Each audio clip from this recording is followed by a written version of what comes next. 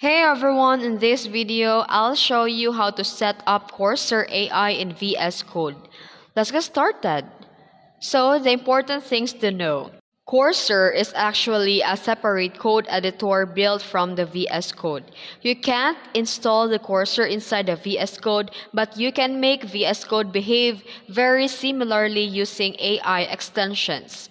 So first, you need to install the VS Code. Go to official VS Code website and download for Windows, Mac, or Linux. Install and open the VS Code. And here, click the extension icon and install this. You can install the GitHub Pilot, Codium, Continue Dev. And inside the Continue or Copilot, sign in your provider and choose a model. And here's how to use like a Cursor. You can edit code with AI. You can highlight the code, right click, and ask the AI. You can also ask questions about your whole project. You can add voice or terminal AI. For the fast test AI coding, you can use the Cursor, and for the full control plus extensions, use the VS Code setup.